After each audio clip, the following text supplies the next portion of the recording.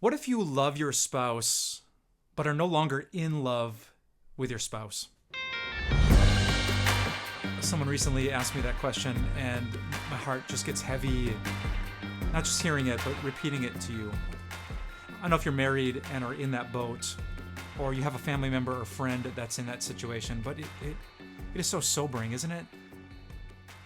That just when you thought you were going to live happily ever after, when you made those sacred vows and promises, and you thought this person is going to just thrill my heart, and we're just going to grow in our love as the years go by, and then somehow, in some way, something happens.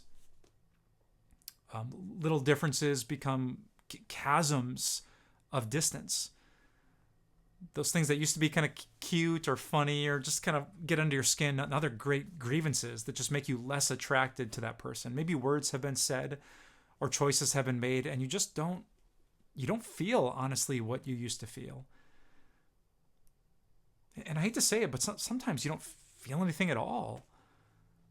You're not excited when they walk through the door. Your heart hasn't skipped a beat in forever. What do you do?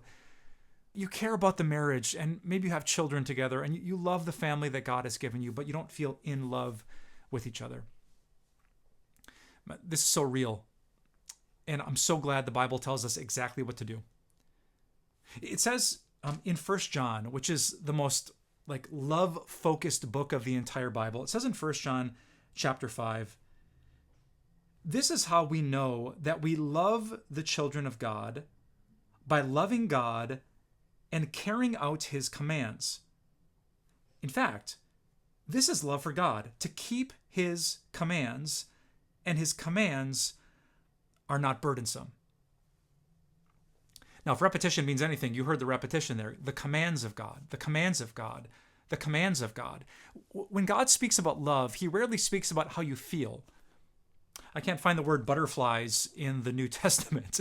It's not some pitter-patter of your heart. Love is connected to the choices that you make.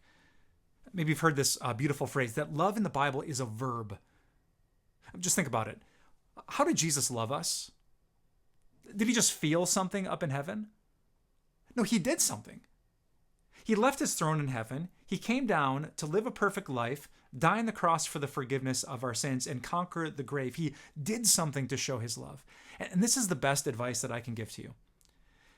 If you don't feel something for your partner, sitting around and waiting for the feeling to come back is the worst thing you could do.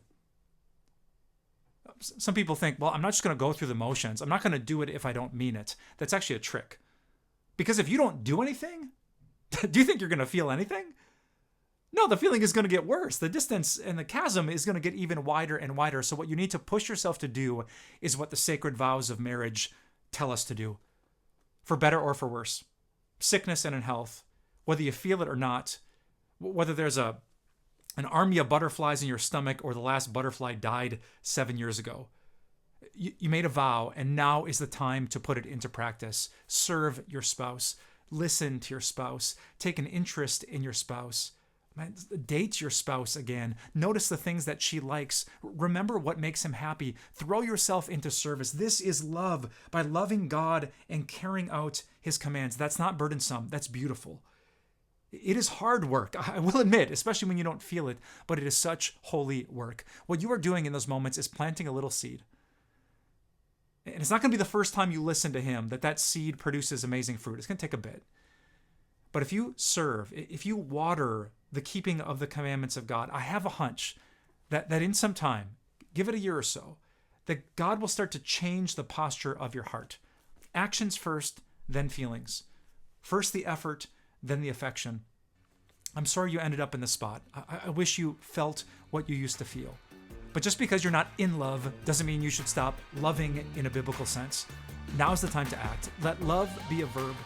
Fix your eyes on the God who didn't just feel something for you. He did something for you so that this relationship could be restored. Follow in his footsteps. Love your spouse. You will not regret if you do. Hey, thanks for listening to Taboo Questions with me, Pastor Mike Novotny.